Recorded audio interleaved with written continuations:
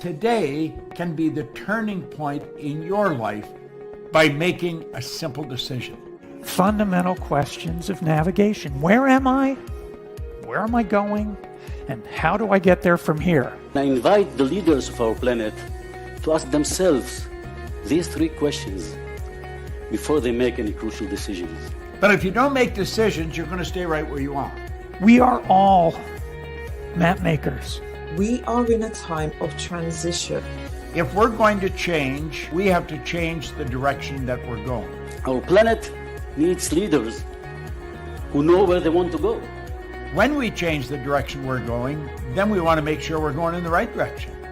Leaders who can see the big picture. Because if we're not, we're going to either go backwards or we're going to stay where we are. Recognizing the psychological and the spiritual shifts and changes that need to be made, often from the inside to the outside. To be able to shape your future, you have to be willing and able to change your paradigm. Complex journeys require navigation. The path to the truth is one such journey. This is your GPS. Hairstyling services provided by J.D. Edwards Salon and Spa, Palmdale Shopping Plaza, Ladera Street. Accessories provided by Chevette Williamson Jewelry. Standout jewelry for standout women.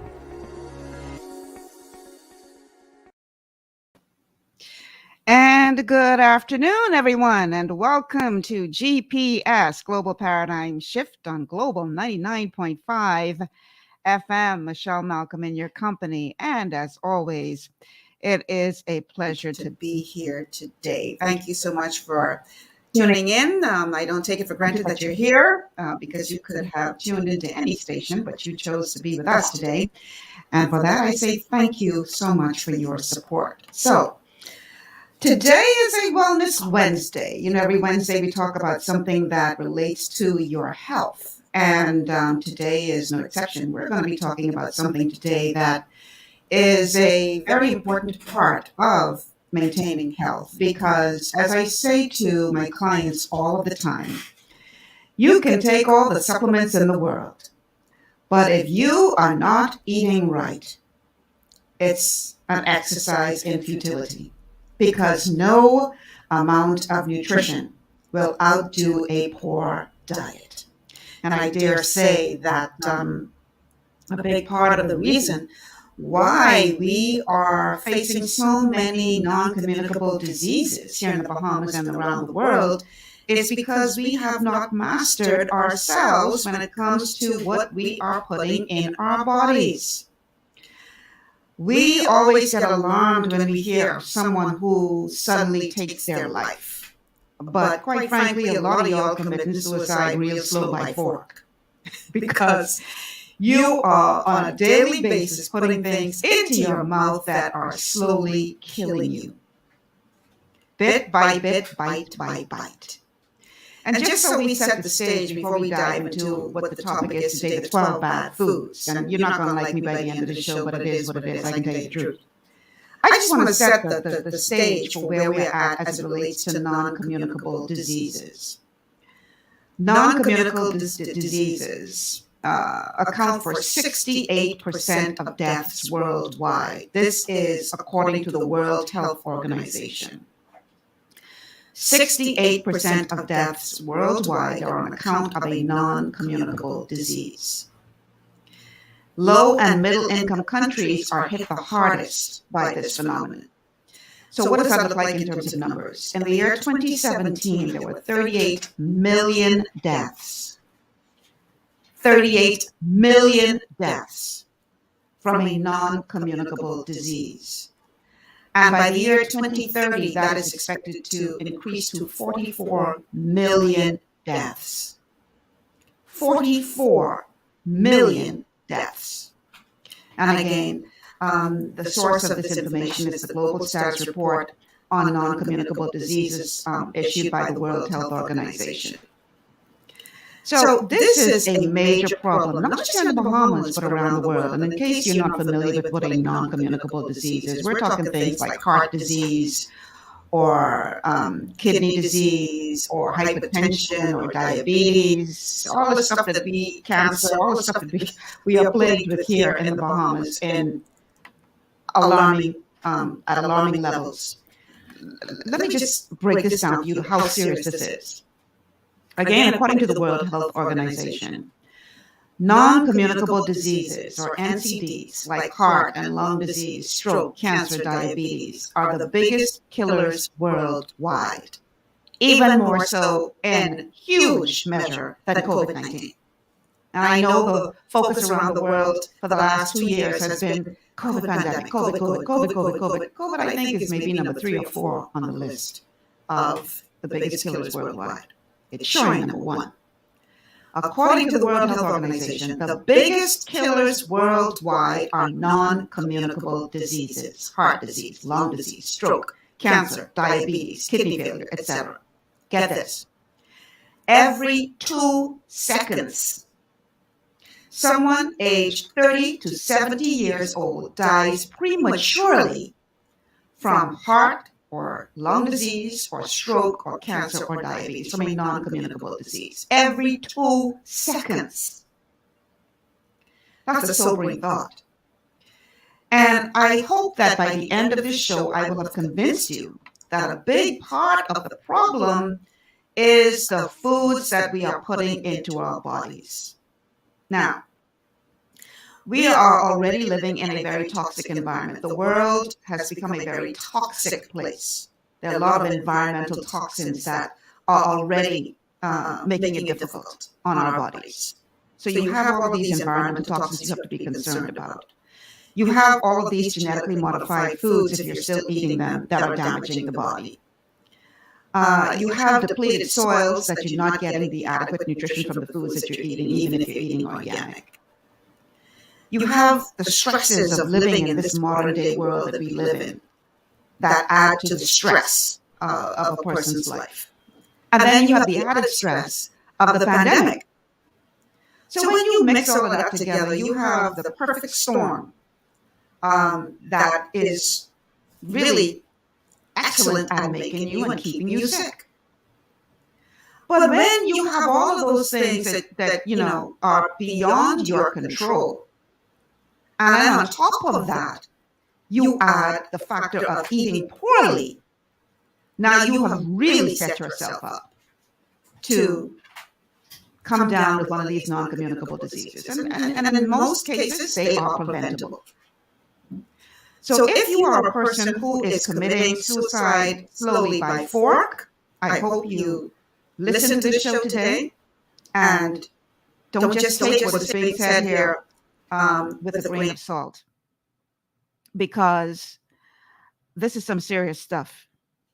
And if you intend to live a long, healthy life, then you need to take heed to what is going to be shared on this show today. You know, you only got this one body on this while you're traversing this earth. Only one body you're given.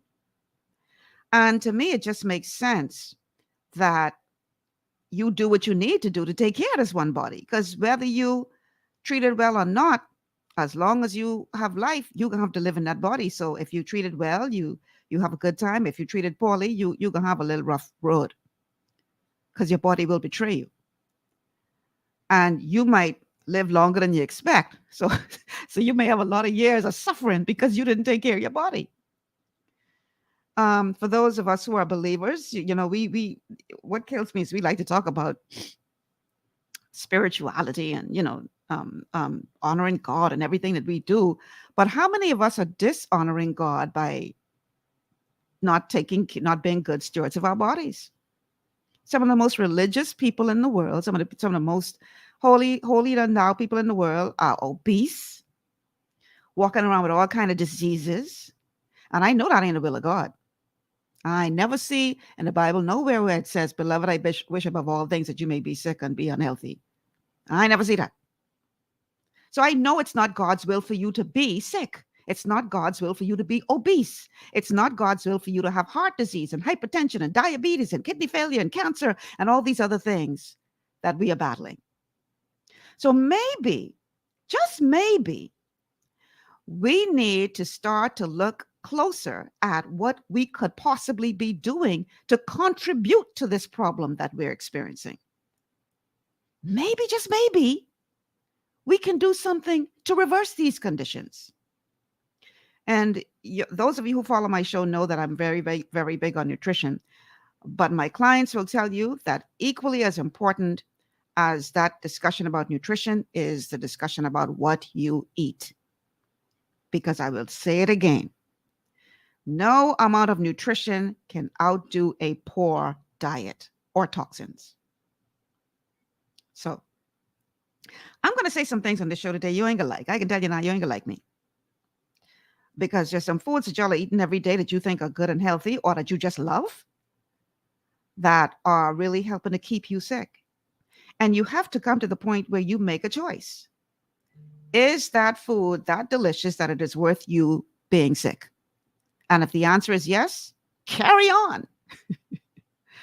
But if you want to be well, if you are facing a non-communicable disease that you want to be rid of, if you don't want to be living on medication for the rest of your life, if you don't want to be on dialysis for the rest of your life, you got to make a choice. It's as simple as that. It's a decision. So let's dive right into it.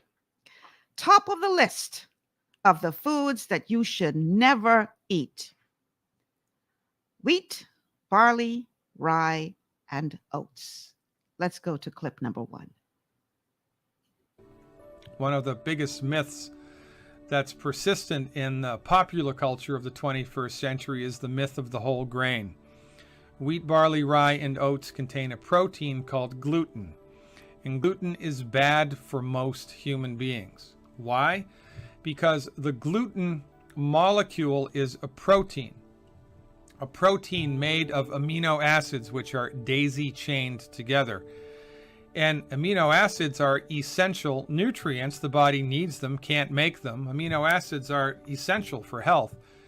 It's the job of your stomach to break apart the amino acids inside the gluten protein, liberating the amino acids, giving your body access to the amino acids that make up gluten. But the chemical bonds that hold the amino acids together inside of the gluten protein are very difficult, if not impossible, for your stomach acid to digest. Now, most people have weak stomach acid anyway, and this just compounds, exaggerates the factor. So most people, when they swallow wheat, barley, rye, or oats, the gluten protein becomes undigested. And instead of individual amino acids entering into the small intestine to be absorbed into the bloodstream, you get long chains of intact, connected amino acids. And when your small intestine attempts to absorb the undigested long chains of amino acids, that causes a lot of problems.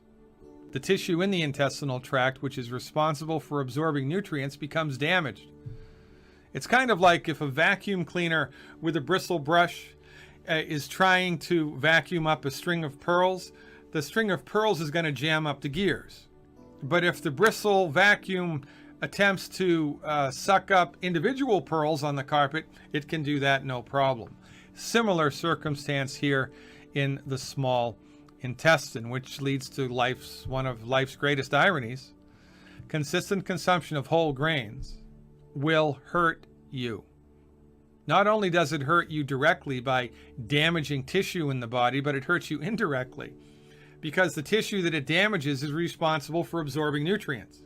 The more whole grains you eat, the less able your body is to absorb nutrients into the bloodstream. And because all chronic diseases are directly related to nutrient deficiencies, the more whole grains you eat, the more likely you are to suffer with a chronic disease. Wheat, barley, rye, and oats. Stop eating them now. I told you weren't going to like me. Yeah. Wheat, barley, rye, and oats is not good. Add spelt to the mix because that too is an ancient form of wheat. And as Dr. Peter Glidden just so well described, what happens when you eat those things is that it damages the gut lining. And that is important because, again, the gut is where most of your immune system is located. And so, hold on, let me turn this down. I'm trying to send somebody the place where they can watch the show. It damages the gut lining. And the gut lining is important. It plays a very important role because this is what is responsible for absorbing nutrients into your system so that your body can then put those nutrients to use and can heal and function the way it was designed to function. So the problem is, and you hear me often talk about gut health because gut health is so important to this whole idea of being well. So you would have, for those of you watching on Facebook, you would have seen the video as he was describing the apparatus that's responsible for absorbing the nutrients. But for our radio audience, I'm going to try my best to describe what is actually happening there. So you have what is called epithelial cells. And I want you to imagine that epithelial cells are like this. When they're healthy, they're like this airtight barrier that is supposed to stop foreign objects from getting into your bloodstream.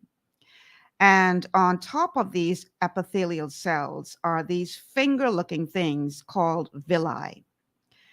And the villi are what actually does the absorbing into the epithelial cells, and then the epithelial cells are, what it passes through to get into your bloodstream. So your gut lining should look like a shaggy rug. That you are actually born with billions of villi. So your gut should look like a shaggy rug. But every time you eat anything with wheat, barley, rye, and oats, and spelt, and that means things like malts and beer, which are made from barley, bread, pasta, macaroni, spaghetti, fettuccine, all that stuff, if it's not gluten-free. Oatmeal, cream of wheat, all of these things. What happens is every time that undigested protein rumbles through, it starts to shrink the villi in your gut lining.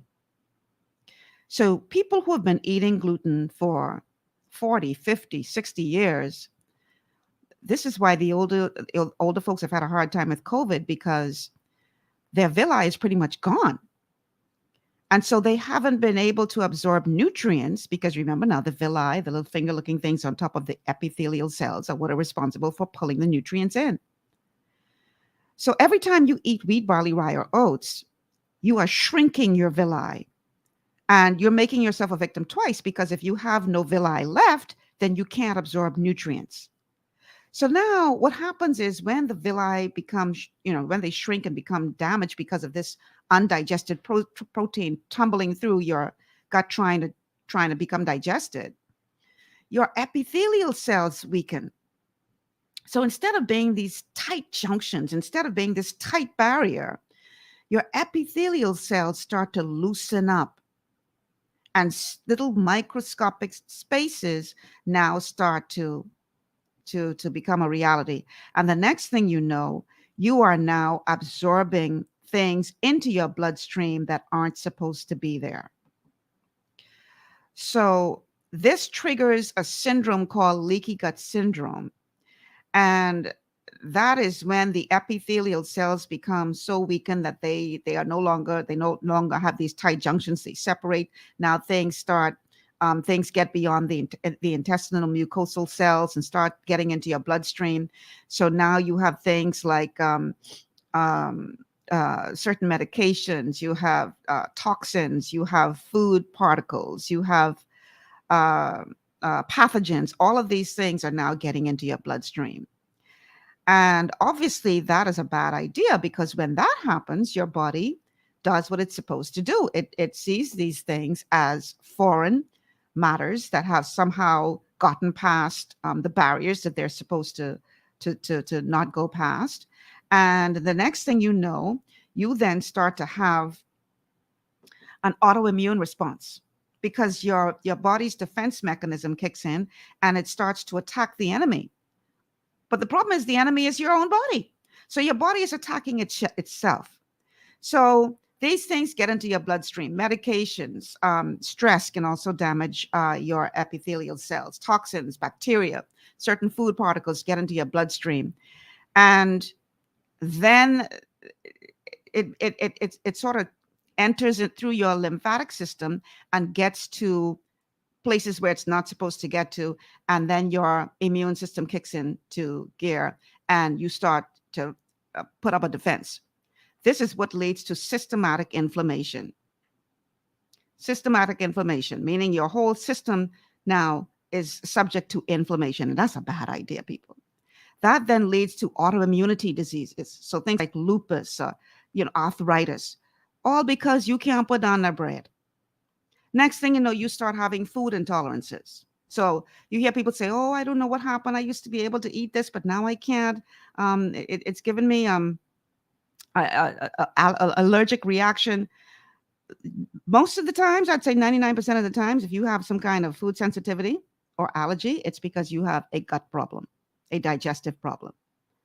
So now you're having a problem with brain fog. You're getting ADHD or anxiety or depression, or what they call a leaky brain syndrome, where you just can't concentrate. Or you may have skin flare-ups, acne, eczema, rosacea, psoriasis. Or your thyroid may malfunction. Remember, we said you're looking at autoimmune response, right? So your thyroid stops functioning. So either it's overactive or underactive. Next thing you know, you have Graves' disease, or you have obvious problems with your colon. You end up with constipation or diarrhea or inflammatory bowel disease or irritable bowel syndrome. Or you start having problems with your sinuses and your mouth, or you get frequent colds, or every time a flu goes around, or other viruses like COVID-19, food sensitivities, or you have adrenal fatigue, you're tired all the time, or you have joint pain, rheumatoid arthritis, fibromyalgia, headaches, migraines, all because you can't put down that beer. All because you like pasta. All because you refuse to stop eating a food that is causing systematic inflammation. And I have to ask you again, is it worth all of that? The good news is that there are gluten-free options in the food store. So you don't have to deprive yourself. And I know a lot of you have heard this before, but I have to take into consideration that we may have some new listeners to GPS here on Global 99.5. So bear with me, please, as I go through this information again. But is it worth it? Is it worth it for you to go through the sickness? I literally just hung up the phone from a client, and I ain't gonna call her name because I want to think I talking her business on the air. She's actually on dialysis and about to start her program. And she said, "No, the only thing I have a problem with is this gluten thing." I said, "Girl, that gluten, would you be on dialysis?" Of course not. If you sit down and you weigh the pros and the cons of the gluten and the pros and the cons of not eating the gluten, is it worth it for you to eat that bread if you are going to end up with an autoimmune disease like lupus? If you're going to end up, with some other kind of condition because you refuse to put down the thing that is damaging the very apparatus that is responsible for absorbing nutrients into your bloodstream. It's not worth it, people. And to all of the listeners out there who may own a bakery or anything, I ain't trying to cause you all to go out of business. I just want you to start baking bread without gluten. It's possible. There is gluten-free flour on the market. Okay? But you got to stop, people. You cannot continue to eat poorly and expect to be well. It just don't work like that. The two don't go together. Derek says on Facebook, "This show is so refreshing. Things we don't like to hear, but must hear. Keep it coming, Michelle and Global." Listen, man, I can do my best. The theme is the truth has a new home. And, truth ain't always easy to go down. It ain't always easy, but it is what it is. I can tell you the truth. You do with it what you will. I did a special talk last evening for a private group And one of the questions that came forward was, we hear from some people that vitamins, could actually harm you, that, there's some things in vitamins that aren't good. And I'm like, wow. And I said to them, you have to understand, and this is in no disrespect to any medical doctor out there, because medical doctors play a very, very vital role in the healthcare system. But you have to understand that your medical doctor has been trained in allopathic reductionist medicine. They've not been trained in nutrition. And so all they know is take a pharmaceutical to manage your illness. And many of them are not familiar with what nutrition can do to help your body to heal itself. Now, these same people ain't have no problem telling you got to take 12 different medications. But they telling you that nutrition can hurt your body. It just don't add up. And I don't know how we've allowed ourselves to get to the point where nutrition, it has been demonized, but we don't have no problem taking 12 different pharmaceutical medications. Something is wrong with that picture. And so I said to the person who asked the question, with all due respect, that person is speaking from a place of ignorance. And I don't mean that to be insulting in any way. Ignorance just means a lack of knowledge. And their lack of knowledge in this instance is about the power of nutrition to get your body to heal itself. I remember when I was on the air in another place, I had Dr. Dwayne Sands on the show as a guest. And I made the statement that doctors aren't trained in nutrition. And he said, that's not true, Michelle. You can't make that kind of statement. And he sat there in the studio and he Googled to see how much time that doctors actually received training in nutrition. And he says to me, here it is. I said, okay, how much training do you get? 24 hours. I say 24 hours a week? No, 24 hours total. How long you been to school for medication, for medicine now? 6 years? How long? 6 years? 8 years? Jason, how long did you go to school for medical degree?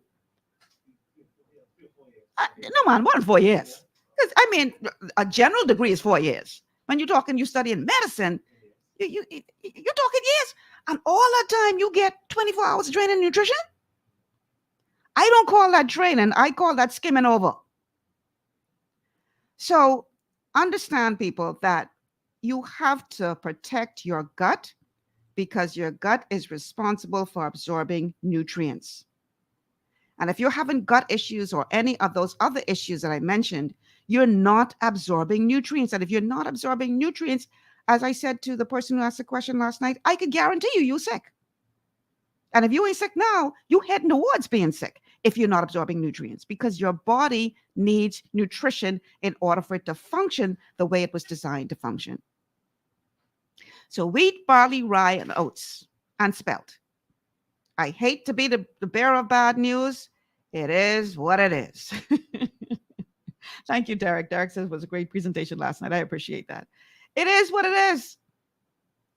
Either you decide that you want to be healthy or you don't. And if you want to be healthy, you gotta put down the gluten. I have another client who said to me one time, I was, telling the person this, and that this person was going through joint pain and all this kind of stuff. And I told him, I said, you got to stop eating gluten. And, people still won't give it up. And so that person said to me, I have a problem because it seems that your program, is treating everybody like they have celiac disease. I said, no. Celiac disease is just one of many diseases that result as a result of damaging your gut. The most common problem is the leaky gut syndrome. And the danger of that is most people are damaging their gut, suffering from leaky gut, and don't even make the connection, because that is manifesting in the way of joint pain or foggy brain or some other autoimmune disease. It ain't worth it, people. Stop eating now wheat, barley, rye, oats, and spelt. More on this Wellness Wednesday on the 12 foods you should avoid. It is what it is, people. Take it or leave it. We'll have more after these words from our sponsors.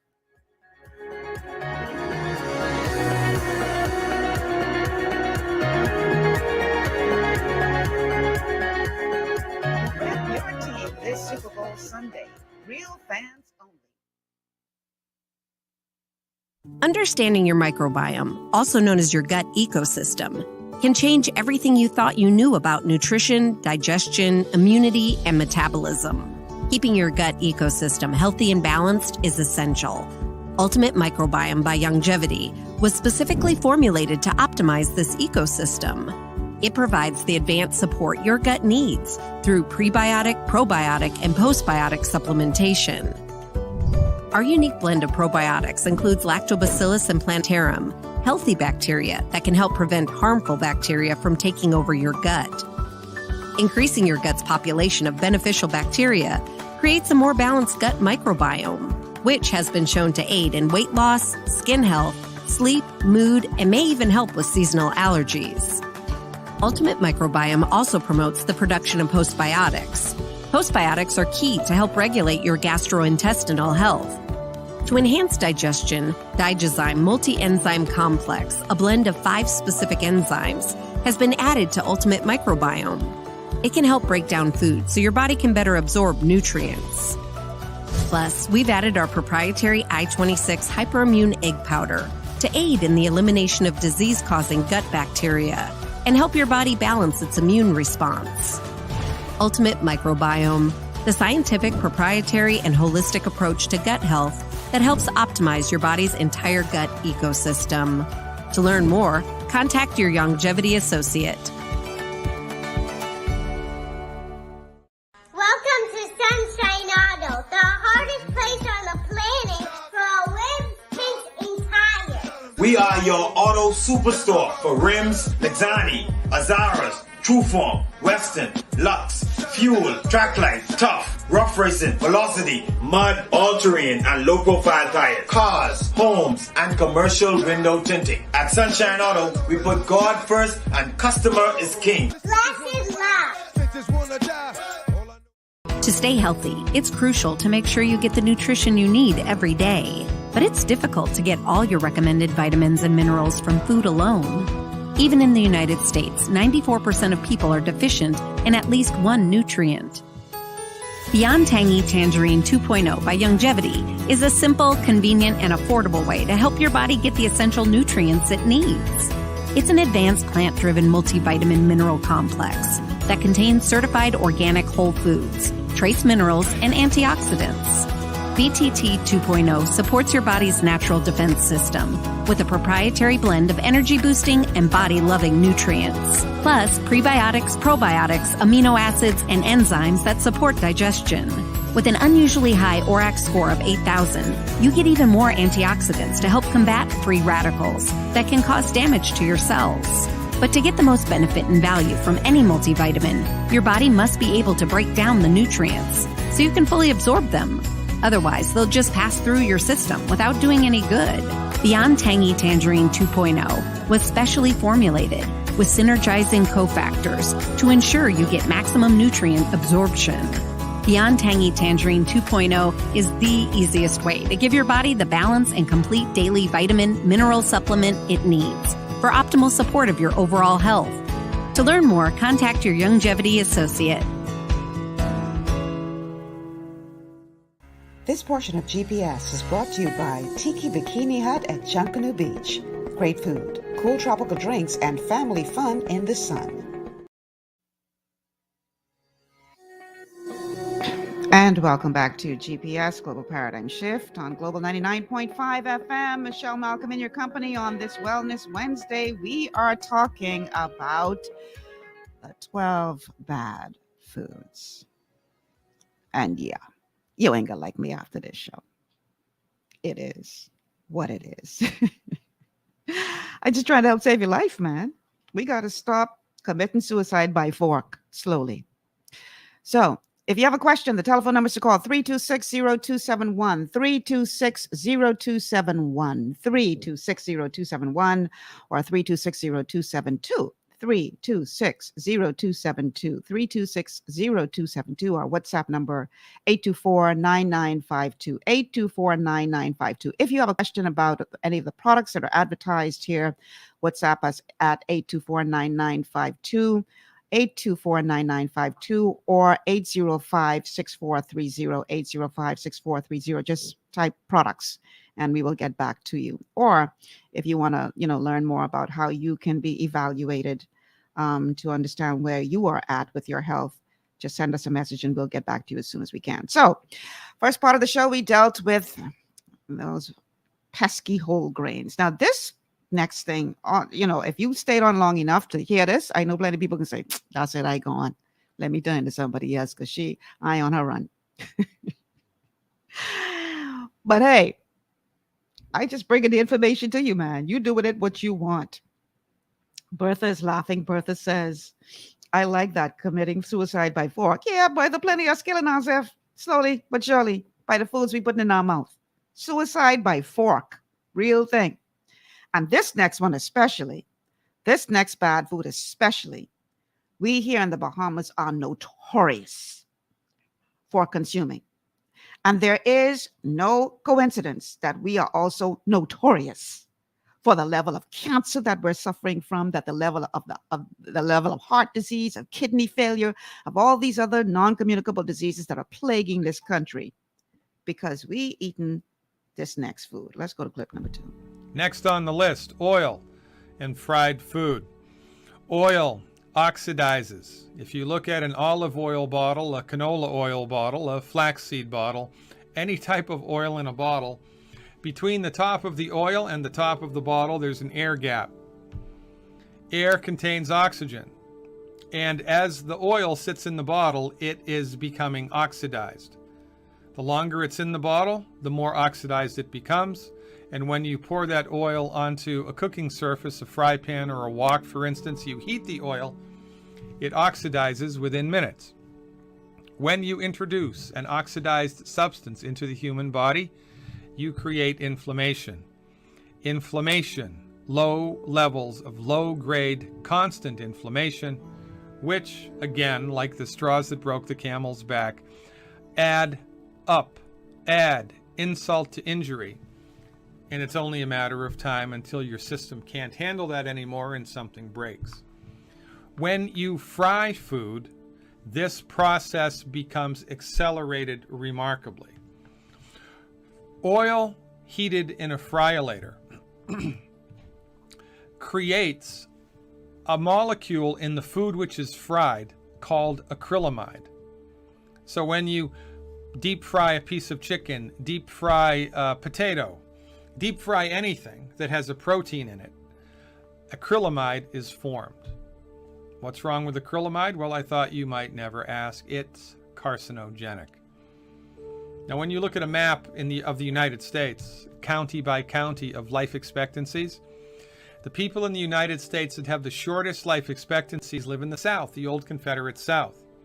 They have the same doctors, the same education, the same water, the same hospitals, the same everything that everybody else in the United States has. So why do they have the shortest life expectancies? I'll tell you why.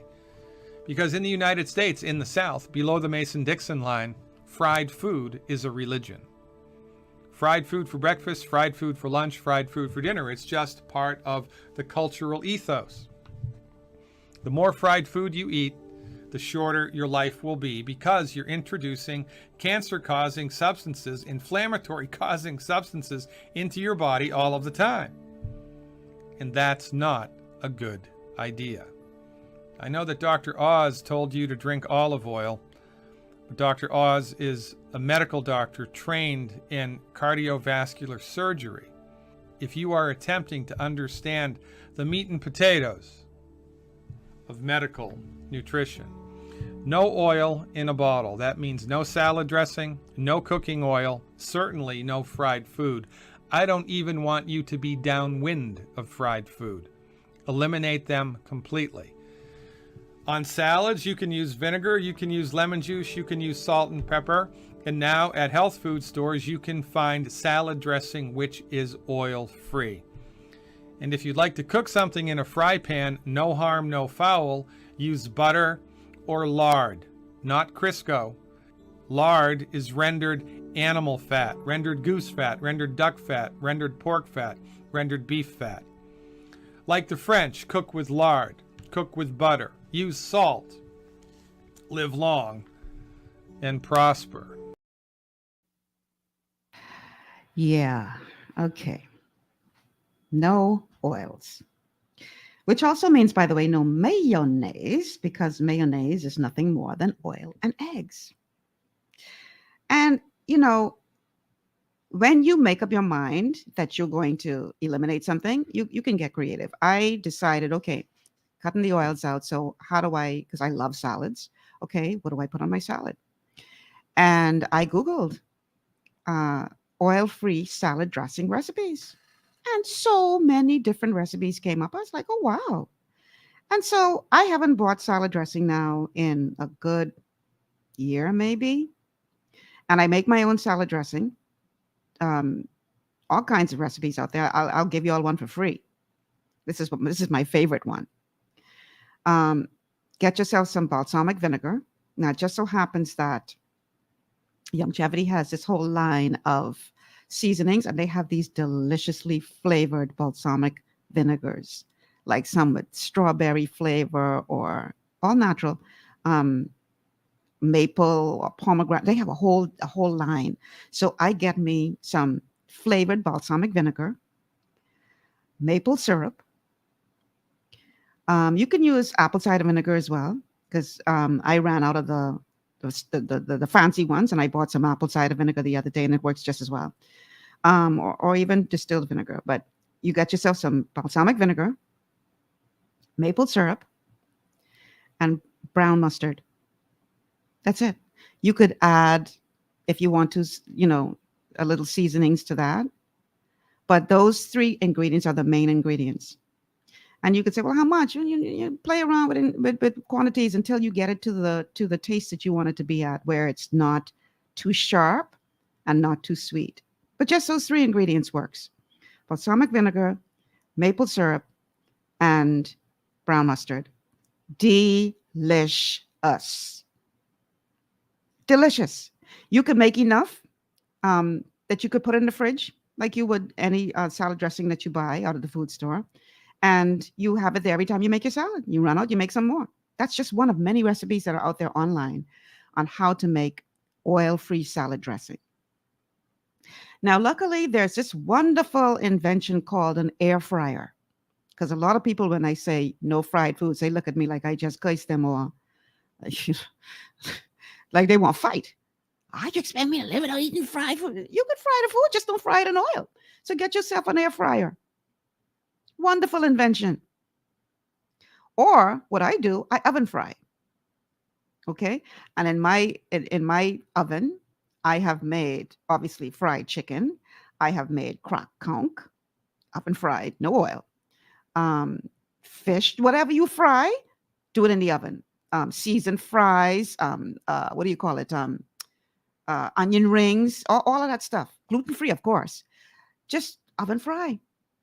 450 degrees. Fry it in the oven, or get yourself an air fryer. But do not fry it in oil, because Dr. Glidden did an excellent job of explaining to you why. Because that's the first question what people say when you tell them they need to cut out oils, when they want to take offense because you're trying to tell them what to do to save their life. Why I gotta cut out of oil? I don't understand. Well, what about this type of oil, and what about that type of oil? And no, how about no? Cut all oils out of your diet. I can't put it any simpler than that. Well, let me put it this way. Either that or look forward to having clogged arteries. Either that or look forward to having systematic inflammation. Your choice. It is what it is. So, no fried foods, no oils. People in the church, stop having these events where you're feeding people fried food and then talking about you praying for them for healing when they get sick. Stop it. Stop contributing to the sickness. That's one of my pet peeves. You all know that. Okay? Stop doing the things that are damaging your body and then talking about, oh, Lord, I look to you for divine healing. And I ain't saying God ain't going to heal you, but why are you going through that? How about you participate in being well? Stop damaging your body, people. That oil ain't worth it. That fried food ain't worth it. There is no accident that we have such a high prevalence of cancer in this country, because we keep introducing carcinogens into our system. It don't take a rocket science to figure that out. Our goal should not be to manage illness. Our goal should be to live well. That should be our goal. So we've had whole grains. We've had oil. Next on the list, well done and processed meats. Let's go to the next clip. Next on the list, red meat cooked well done.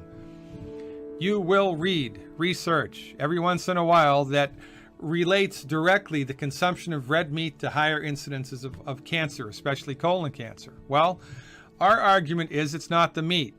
It's what's in the meat or how the meat is cooked. When you cook red meat well done, you cook it through and through, a chemical is created called a heterocyclic amine. And heterocyclic amines cause inflammation and cancer. If you cook red meat rare or medium rare, there are less heterocyclic amines. So cancer-causing substances, it only makes sense, are smart things to stay away from. If you are a meat lover, a meat eater, then cook your meat rare or medium rare. And if you use a grill, wrap it in aluminum foil, because the grill marks on the steak are not only carbon, but they're heterocyclic amines. So avoid that noise and optimize the structure and function of your body moving forward. It's not the meat, it's how it's cooked or what's in it, which leads us to the next thing on the list, meat that has nitrates added as preservatives. Deli ham, deli turkey, bacon, pepperoni, sausage. There are a lot of meats which the butcher injects nitrates into to keep the meat looking nice and red in the deli case. Only problem with nitrates, when they're heated, they turn into a chemical called a nitrosamine, which is carcinogenic. So our recommendation, avoid meat that's been injected with nitrates. This is easier than you think. If you shop at Whole Foods, all the meat that's available in a Whole Foods marketplace is nitrate free. If you have a local butcher, tell your butcher that you have an allergy to nitrates. You don't. But if your butcher thinks you're allergic to it, then he will make sure the meat that he or she sells you will be nitrate free.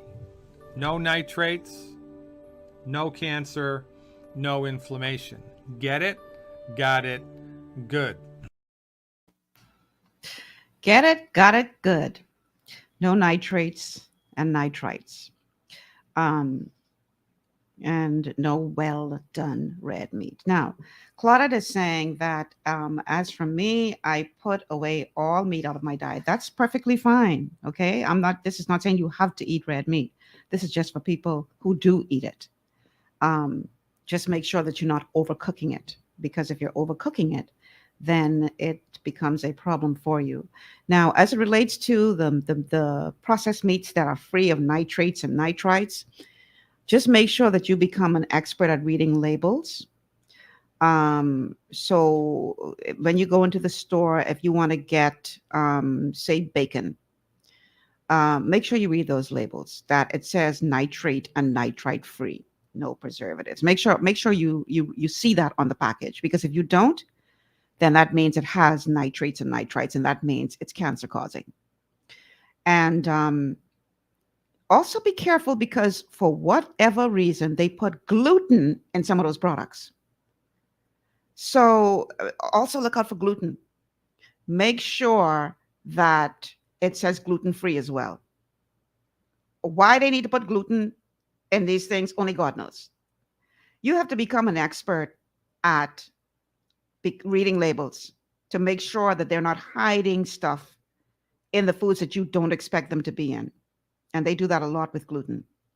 So if you love your bacon, just they have it in food store. It's more expensive. I ain't gonna lie, it's more expensive. Now I can give you all a little tip. And the food store owners ain't gonna like me for this, but it is what it is.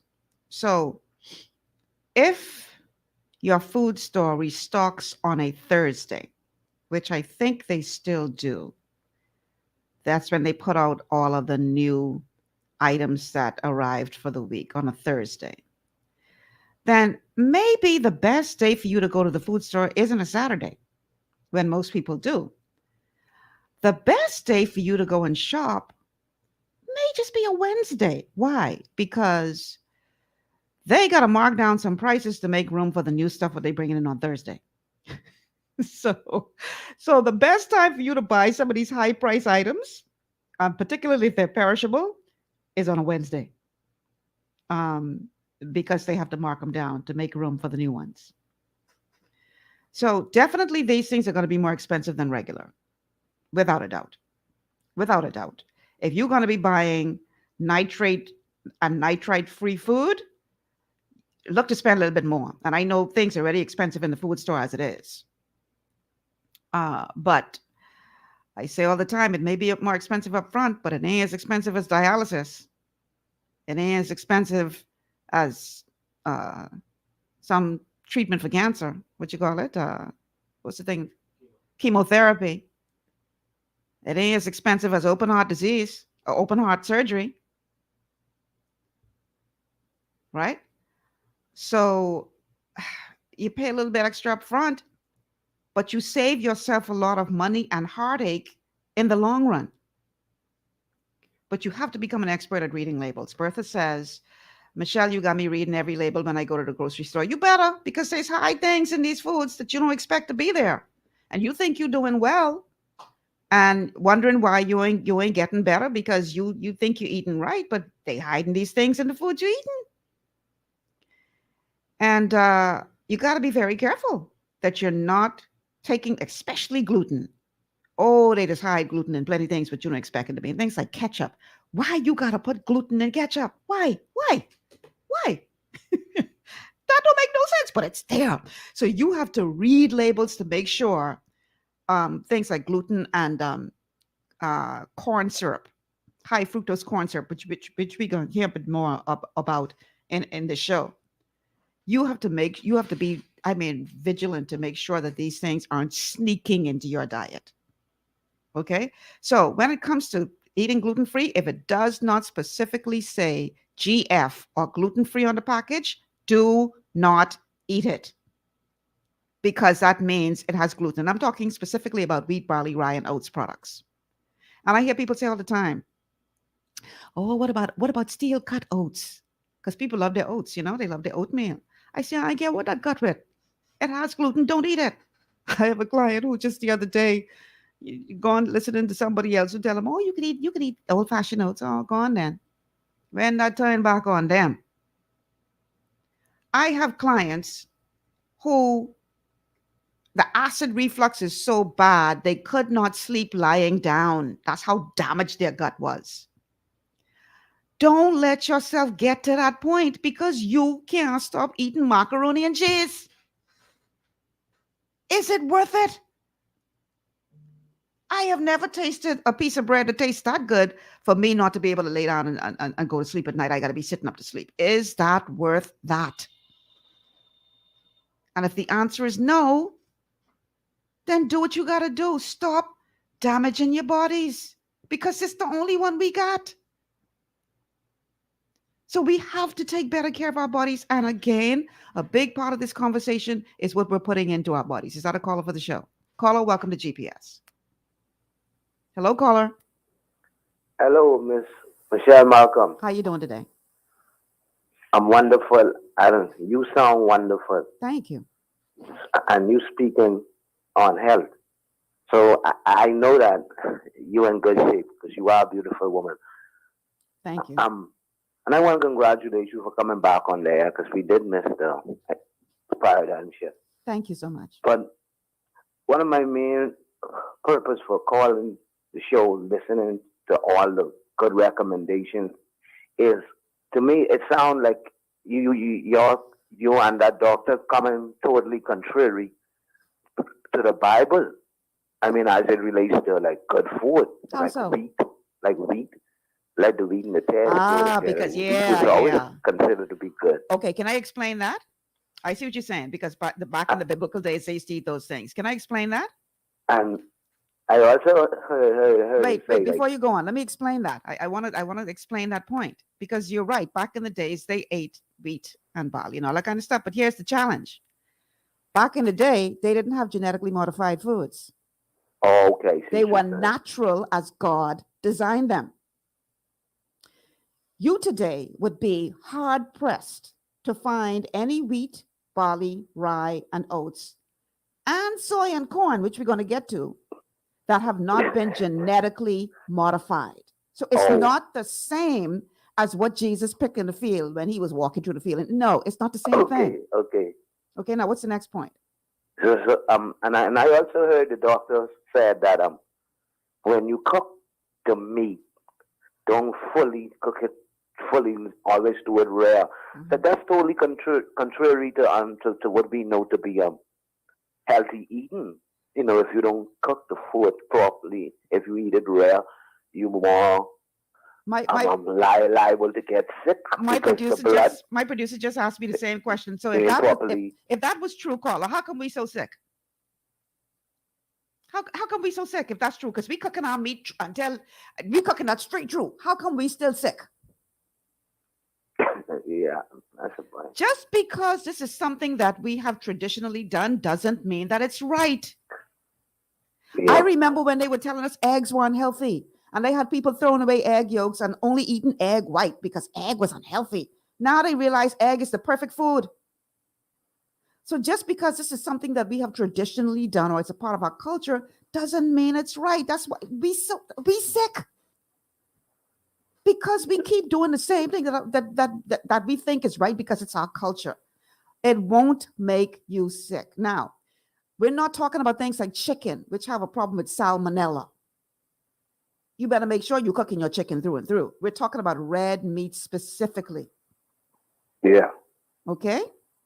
I must say you do speak with authority, and you must walk with authority too. You know, and I don't know if you still go to BFM, but when I used to see you in church, you used to walk with authority, and you speak with authority. But were you going to make some recommendation as it relates to nutrition and properly what is good? Well, I don't know if I will get to that in this particular show, but definitely every Wednesday we focus on a health matter. It's just that today I've decided that I want to focus on the bad foods that we're eating that are damaging our bodies because, again, no amount of nutrition can outdo a poor diet. So it's good to talk about nutrition, but if you're going to keep eating fried foods, then, you know, the nutrition it's not. So I must say that this is something brand new, especially to me and a lot of us in the South, in the Caribbean and stuff like that. You know, in the Bahamas. If what we've been doing all along was working, we would be some of the healthiest people in the world. I'll give you an example of misinformation. We're told all the time. Yeah, but you do say, well, it is what it is. Yeah. We're told all the time that if you have high blood pressure, you should stop eating salt. But you actually need salt to help with digestion. High blood pressure has nothing to do with salt. It is a nutritional deficiency. So if you give your body the nutrition it needs, your body corrects itself. But again, because this is not what we have been taught traditionally, so this is one of the reasons why a lot of people have weak acid because they ain't getting enough salt in their system because the doctor tell them stop eating salt because you got high blood pressure. When the doctor should be telling them you need to increase your intake of calcium, magnesium, glucosamine, and chondroitin to get rid of high blood pressure. So in other words, what you're saying, like the salt, you wasn't salt, you have to have a balance. You have to balance it. You can't.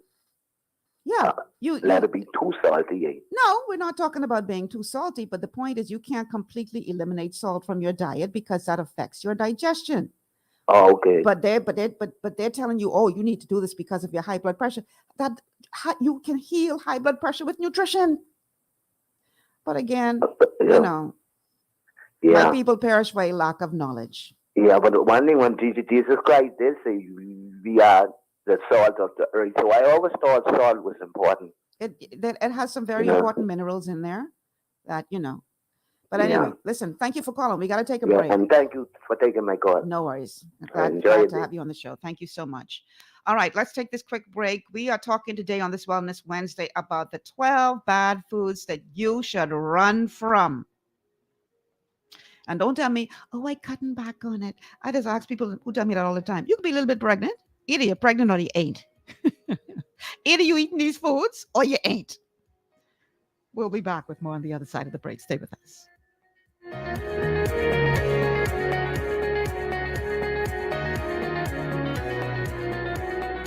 Your body's immune system is under constant pressure from things like stress, lack of exercise, and toxins in the environment.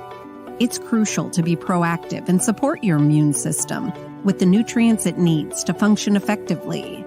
But it's often hard to get these nutrients from food alone. Introducing fast-acting Zinc Plus Immune Support by Longevity. Unlike zinc-only supplements, Zinc Plus Immune Support builds on the proven power of zinc and adds complementary nutrients to give your immune system extra support. Vitamin D helps balance the effects of zinc, while our proprietary blend of natural fruit and root extracts provides the extra help your immune system needs to work against daily stressors. And we've included Longevity's exclusive plant-derived minerals to give your body the minerals it needs, but can't get from food alone. And because Zinc Plus Immune Support is delivered in a great-tasting, sugar-free, berry-flavored lozenge, it encourages quicker absorption of all these nutrients into your body. Zinc Plus Immune Support. Zinc plus the extra support your body needs to promote a healthy immune system. To learn more, contact your Longevity associate. Welcome to Sunshine Auto, the hardest place on the planet for rims, tints, and tires. We are your auto superstore for rims, Lexani, Azaras, Trueform, Western, Lux, Fuel, Tracklight, Tough, Rough Racing, Velocity, Mud, All-Terrain, and low-profile tires. Cars, homes, and commercial window tinting. At Sunshine Auto, we put God first and customer is king. Glasses love. It's gotten harder and harder to get your daily requirement of vital nutrients from food alone. Without additional vitamin and nutrient support, your health and well-being can suffer drastically. That's why Z-Radical was specifically formulated. It combines a blend of antioxidant-rich vitamins, minerals, and botanicals with the protective powers of fucoidan to help fill the gaps from lack of nutrients in your foods. The core of Z-Radical is fucoidan, a naturally occurring polysaccharide that helps stimulate immune reaction, protecting you against inflammation and oxidative stress. We harvest this powerful mineral-rich nutrient from brown seaweed, harvested only from the world's most pristine ocean waters to ensure the purest quality. It's then extracted using cold process technology to ensure maximum levels of bioavailability. Then we add essential vitamins that help to protect your cardiovascular and nervous systems and are crucial for optimal immune and neurological function. Z-Radical also includes a proprietary blend of delicious antioxidant-rich fruits and berries. This great-tasting combination helps your body combat free radical imbalances that can contribute to a variety of degenerative conditions like arthritis and heart disease. Z-Radical. Experience the power of fucoidan with antioxidant-rich berries, 8 essential vitamins, and more to provide you with potent health benefits. To learn more, contact your Longevity associate.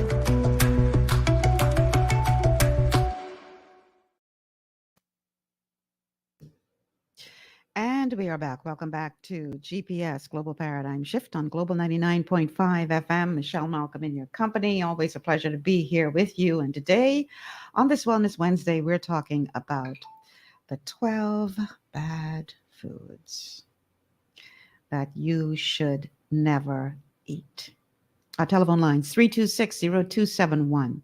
326-0271, 326-0271, or 326-0272, 326-0272, 326-0272, and our WhatsApp line 824-9952, 824-9952. We're talking about the 12 bad foods that you should avoid at all costs because these foods are contributing to you being sick.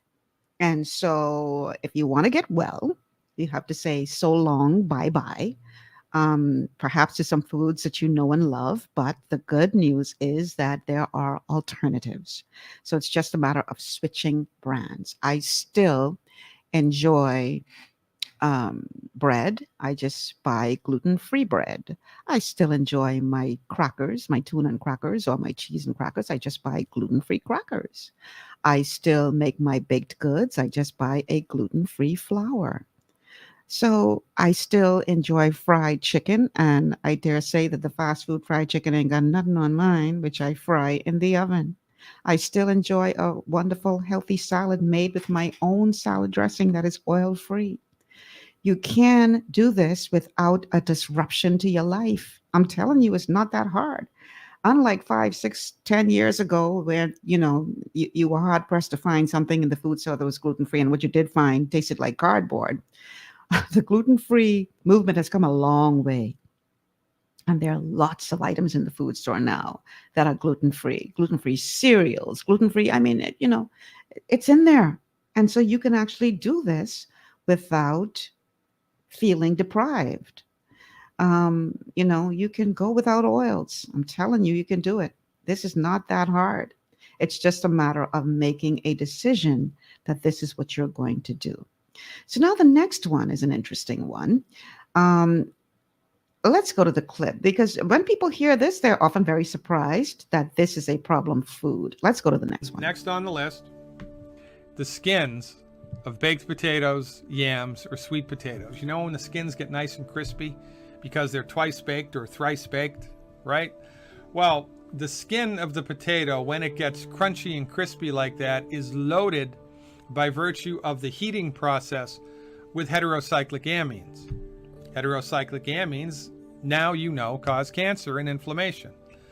So if you want to eat a potato, a yam, or a sweet potato that has a crispy crust, crispy skin, don't eat the skin.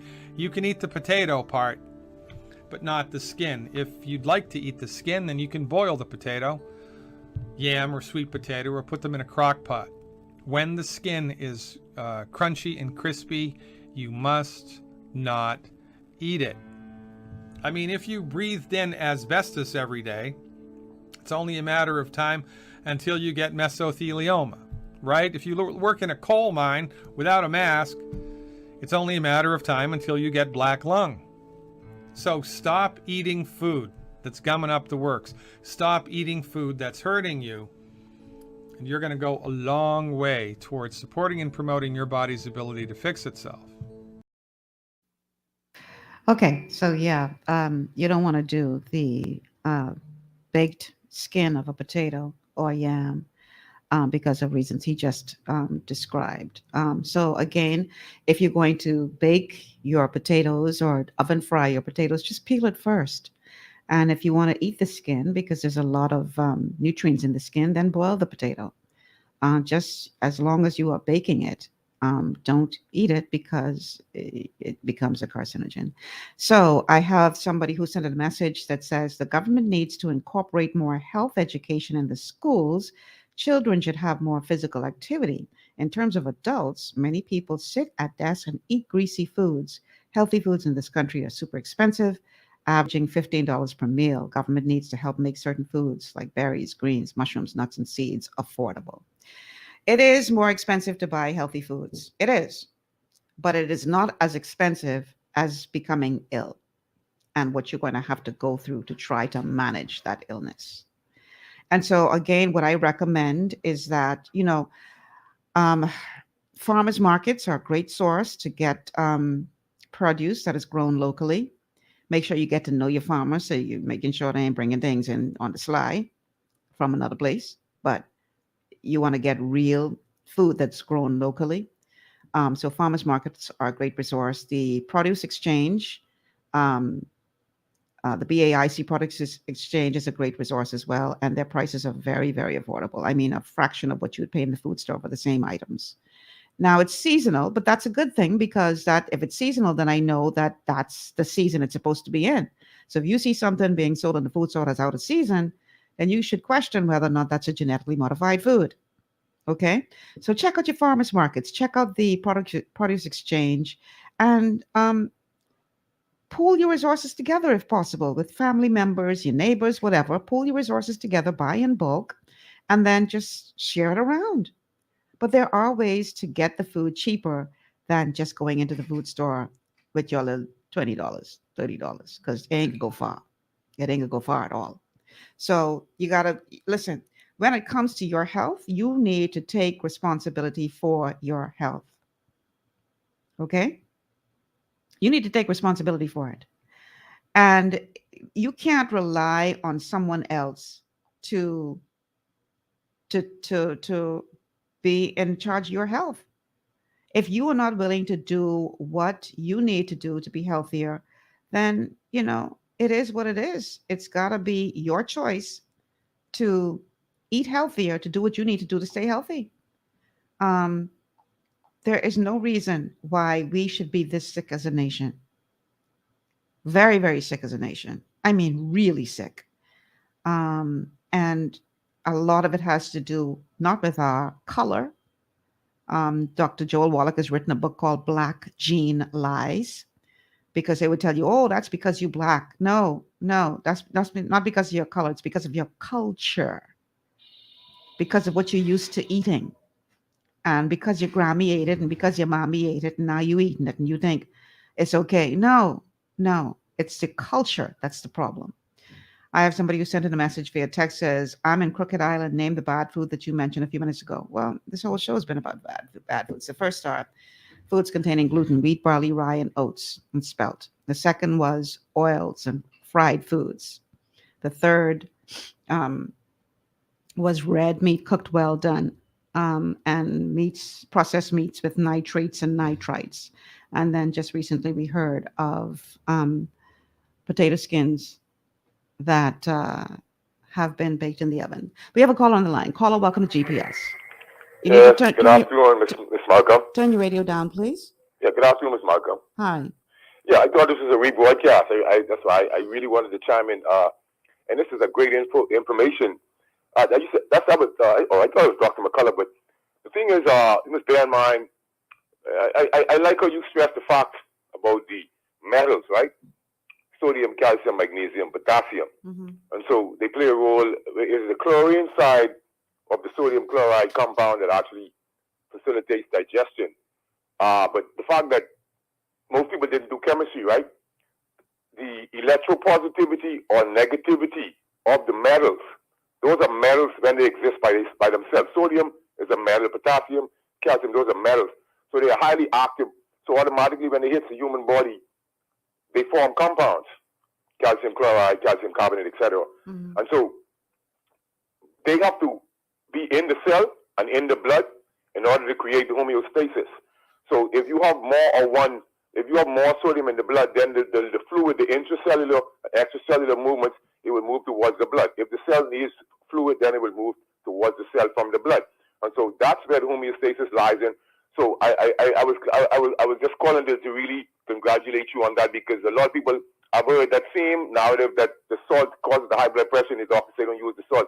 And so I'm surprised that some people are really just like getting the whole of that, like that concept, because it's the same thing like when you grab salt water and you throw on the grass or the plant, it dies out because the concentration of the salt water is greater than what's in the plant. Mm-hmm. So it's the same concept with retaining and getting rid of fluid. The body actually does that. Once you put the electrolytes there, the body actually does that through a natural process they call homeostasis, and this is what it is. And we have all been deceived. And also, I don't know if you saw this information about the microbiome, the probiotics, how they actually have sex to exchange vitamin B. And so it's quite complicated. There's a lot of innovations in the studies about the gut, mm-hmm. and the liver. These are very integral part of our health, and also the frying of the food. But I've stopped using nitrates, processed meats, nitrates and nitrites for a while now, right. Because those are really highly inflammatory, mm-hmm. to the body. Yeah. And females really should be more in tune of what they put in their bodies, because if you really look at it, the inflammation during menstrual cycle is brought on also by some foods that are really high in prostaglandins and cause a more prostaglandin production. Right. Have a good day. Thank you so much for calling 52.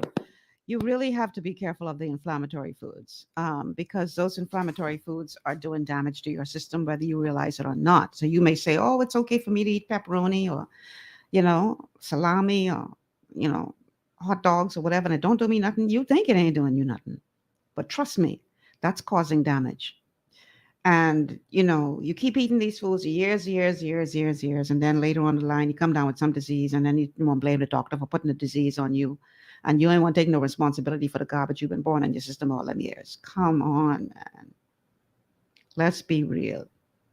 I can't tell you how many times I hear that. Oh, the doctor trying to put this on me.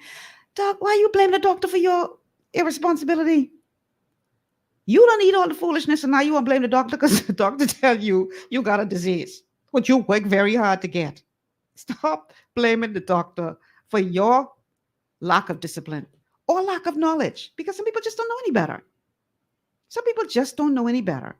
And so my goal today is to try to bring you some information. The Bible says, my people perish for lack of knowledge. I try to bring you some knowledge. Do with it what you will. But you can't keep eating the bad foods, people, and then expecting to be well and be shocked when you come down with some kind of disease. And then you got to go through all kind of hoops just to try to get rid of that or learn to live with it for the rest of your life. That don't make no sense. It doesn't make sense. So we got to do what we got to do to get healthier. And a big part of it is to stop eating the foods that are damaging our bodies. Now, this next one is, again, something that people do without even thinking about it, not realizing the effects that it's having on their bodies. Let's go to the next clip. Carbonated beverage with a meal. Why is that, Dr. Glidden? Well, the bubbles in your carbonated beverage. By the way, I don't care if it's beer, champagne, soda water, Perrier, sparkling water, ginger ale, soda pop, anything at all that has bubbles in it. The bubbles are carbon dioxide. Carbon dioxide has an interesting property. It reduces acidity. It neutralizes acids. Carbon dioxide neutralizes acids. So when you drink something with bubbles in it during a meal, you're neutralizing the stomach acid in your stomach. And this is not a good idea. In a healthy stomach, your stomach acid should be so strong that if you chopped off a finger and swallowed it, your stomach would digest it down to the bone. Your stomach is a bag of acid. The stronger the acid, the better. But when you drink a carbonated beverage immediately before or during a meal, you impede the digestive process of the stomach by neutralizing the stomach acid. Most people have weak stomach acid anyway, because in order to have strong stomach acid, you must be salting your food liberally. Your body needs the chloride that's in the salt to make strong hydrochloric acid. And you also need calcium in order to have the acid squirted into the stomach from the chief cells in the stomach. Chief cells make the hydrochloric acid and they squirt them out into the stomach. If you're calcium deprived, deficient in the trace mineral calcium, the introduction of hydrochloric acid into the stomach will be compromised. Now, most people have been told by their medical doctor to be on a salt-restricted diet, and most people are deficient in calcium. So most people's stomach acid is weak to begin with, and then when you pour a carbonated beverage into the stomach on top of weak acid, it's super weak, and you're not going to digest hardly anything out of your food. Okay, so it's really important to understand that if you are battling acid reflux, that's not because of too much acid in your stomach. It's because your stomach acid is weak, as he just described. And this same principle applies to alkaline water. Alkaline water will also neutralize the acid in your stomach. So I'm a proponent of drinking alkaline water, but I know that if I'm going to eat a meal, I have to drink that water. At least I try to give myself about half an hour before I eat that meal. And then after that, I won't drink any alkaline water. I try to give myself like 2 hours after I would have eaten that meal to give my stomach time to digest it properly. Because if you drink alkaline water or a carbonated beverage with a meal, you are going to be weakening the acid in your stomach, and that is going to cause a problem for you. You will not be able to digest your food properly. And the next thing you know, you're going to end up with things like acid reflux and, all these other digestive problems, because you are actually impeding your body's ability to digest your foods. And so this is something that you need to be aware of. And again, the bubbles, we're talking about soda, you're talking about champagne, beer, seltzer water, anything that has bubbles. Those bubbles neutralize acid. And so you don't want to do that. Okay? You don't want to do that. So yeah, carbonated beverages with a meal or alkaline water are not good to drink when you're eating a meal. The telephone numbers again to call if you have a question or comment, 326-0271, 326-0271, 326-0271, or 326-0272, 326-0272, 326-0272 are the numbers to call. And then you've also got the WhatsApp number, which is 824-9952, 824-9952, 824-9952 is the WhatsApp number. So you can go ahead and send us a message there, and we will go ahead and get it on the air. So I see a message here from Bertha. Bertha says she wasn't waiting long enough to drink after a meal. It's not the same, doesn't apply to water that's not alkaline water. So if you're not drinking alkaline water and you drink a little bit with a meal, it won't neutralize the acid. But if you're drinking alkaline water or a carbonated beverage with a meal, you are going to have yourself a problem. So you don't want to do that. Terry Bullitt says, forgot to mention the fact that the poultry industry and maybe others were using arsenic in chicken feed for growth and reducing hunger in chickens until 2011. How is it that we could find this out by testing? Arsenic was found in brown rice, as it was used in fertilizers. Lobbying and decapitalism was poisoning us for a while. Pick your poison. All right, we have a call on the line. Caller, welcome to GPS. Yes, thank you. I'm enjoying your show. What were the 3 supplements you said good for high blood pressure? Because I've been to the government clinic yesterday, tell me my pressure, and the last thing they tell me was cut down on salt. Yeah, that's what they will tell you, because they just don't know any better. But tell you what, leave your contacts with my producer, and I'll get back to you to tell you exactly what you need. But because everybody needs 90 nutrients, that's just the foundation. And then on top of that 90, you need extra calcium, magnesium, glucosamine, and chondroitin.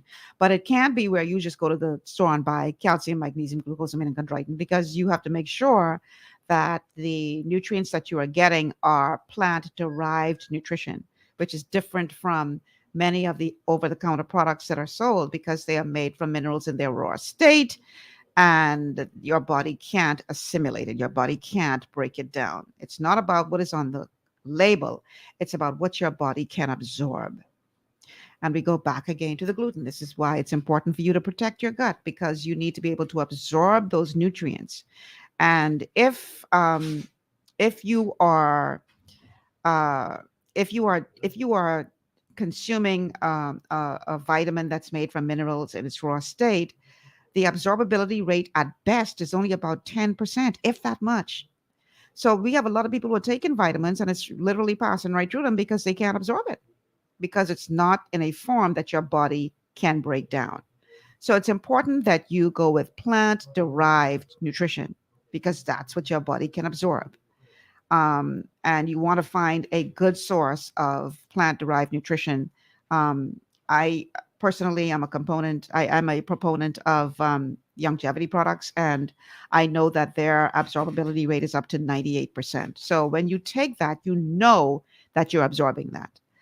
So it's important that whatever brand you decide to take, that it is, number one, plant derived, and number two, check out the ORAC ORAC, the ORAC number that it carries, because that is an indication of how much you are able to absorb of that particular product. If the ORAC number is low, then you know you're not getting anything out of that. That's just passing right through you.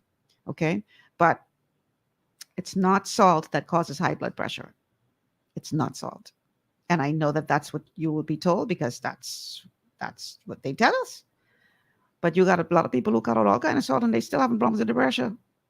And I'm not saying that you must go and salt your food till, it tastes like you drinking seawater. No, everything within reason. But it is a nutritional deficiency that causes high blood pressure. I have clients right now who have been on high blood pressure medication for years and were not able to get it under control, only managing as best they could. And within 2 weeks of being on nutrition, their pressure was normal. 2 weeks, 2 weeks. Your body needs nutrition. And anybody who tells you otherwise is either disingenuous or ignorant. One of the two. But your body needs nutrition. I don't understand how we have gotten to the point where we have put all of our trust in a pharmaceutical chemical more so than a nutrient. To me, that just don't make no sense. But that's just me. So I think we have a caller on the line for the show. Yeah? Caller, welcome to GPS. Hello, caller. Yes, Monsieur. How are you? Good. How are you? I heard you talk about gluten. You ever heard of celiac? Celiac? Yes. The disease? Yes. Yeah, that's the body can't take the protein in wheat, barley, or rye. And oats. So what's your question? Hello? What's your question? I'm saying, like, people don't know, like, it's a disease called celiac. Mm-hmm. And that's when your body can't tolerate the protein in wheat, barley, or rye. Mm-hmm. Women, people need to go the word celiac disease. Yeah, but here's the thing. Celiac disease is just one of the diseases of a digestive disorder. And I think people make the mistake of thinking, oh, I don't have celiac disease, so I can eat this. And that is a problem, because celiac disease is just one of several diseases that are a result of a digestive disorder. So just because you don't have celiac disease doesn't mean that you should be out there eating gluten. You may have leaky gut syndrome. You may have inflammatory bowel disease. You may have irritable bowel syndrome, all because you're eating gluten. So gluten is only in wheat, barley, or rye, right? Wheat, barley, rye, and oats.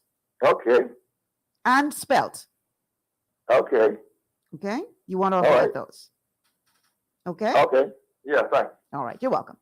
All right. Let's take this quick break. And when we come back, we're going to look at the last two of these 12 bad foods that you need to keep out of your diet. We'll be back after these words. Stay with us.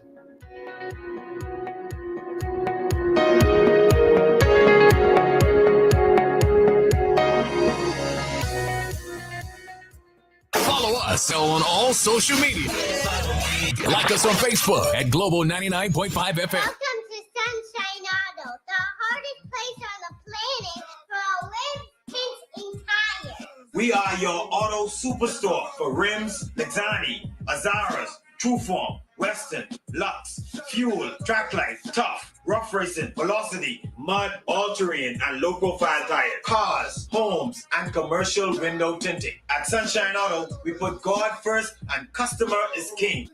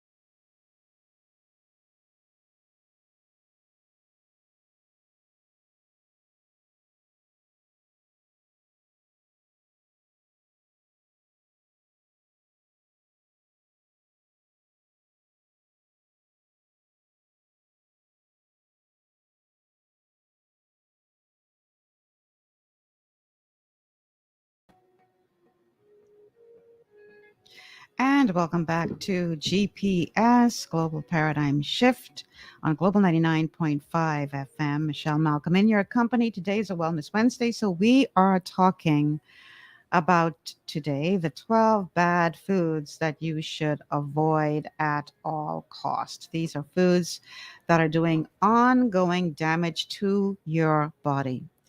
And I know that a lot of these foods are the favorites of some of you out there, and you've been eating it since, you were a child and all that good stuff. But you have to understand that a lot of the foods that we are eating now have been genetically modified. So it's not like the same thing that you grew up on. And this is the mistake that a lot of people make. When I tell them they need to cut these foods out of your diet, they say things like, "But I've been eating this since I was a child."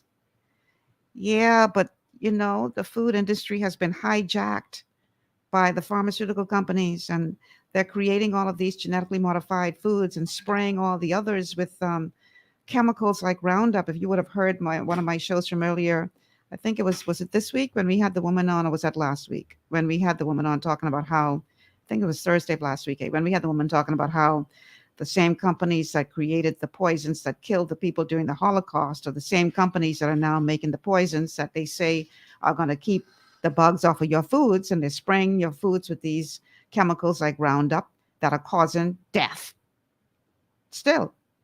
So just because you grew up eating this food doesn't mean that you should be eating it now, because it's not the same as the food that you grew up eating. It's been heavily genetically modified and heavily sprayed with Roundup.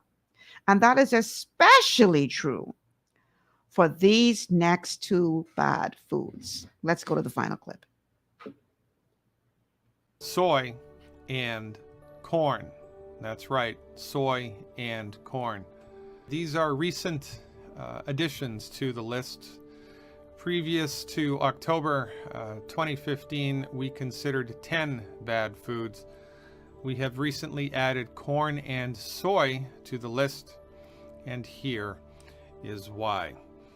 Corn and soy are amongst the most genetically modified, genetically engineered foods available on planet Earth, and they are abundantly, copiously, profusely sprayed with an herbicide called Roundup, the scientific name for which is glyphosate. Recent data released by the World Health Organization, of all places, the World Health Organization, classifies Roundup as a carcinogen, a cancer-causing agent. And research also links directly the use of genetically engineered food, the consumption of genetically engineered corn and genetically engineered soy, with 4 different types of cancer and deaths from high blood pressure, deaths from stroke. Let's look at the numbers. This first chart here shows the incidence of liver and bile duct cancer, liver and bile duct cancer. The red line, which you'll see going across the chart, is incidence of these types of cancer when Roundup has been applied to corn or soy, whether it was genetically engineered or not. The blue line shows rates of cancer when people have consumed genetically engineered corn and soy. So you can have naturally occurring corn and soy that's had Roundup sprayed on it, and or you can have genetically engineered corn and soy that has or has not had Roundup applied to it. That's what the red and the blue lines signify. The yellow bars, the vertical bars on this chart, are the incidence of the different types of cancer. Now, interestingly, on this chart, you'll see a green bar going across at about a 35-degree angle. That green bar represents the incidence of, in this case, liver and bile duct cancer that we would expect to be happening from historical trends. What we would expect to see happening from historical trends. And this, of course, is juxtaposed to the increased incidence of these types of cancer when people are eating genetically modified corn and soy, and or corn and soy that have been sprayed with the herbicide Roundup you can see in this case, liver and bile duct cancer, a remarkable correlation between the two. Next on the list, kidney cancer. It's a similar list. It's harder to see the trend here, but the trend exists. The incidence of kidney cancer has increased since the introduction here of genetically engineered corn and soy, and or the consumption of corn and soy that has been applied, sprayed with Roundup. Bladder cancer. This is an easier trend to see. Bladder cancer here skyrocketing. Bladder cancer, that's not good. So far we have liver cancer, kidney cancer, bladder cancer. That can't be good. Thyroid cancer as well. Now this is interesting because you see the green bar here is the trend.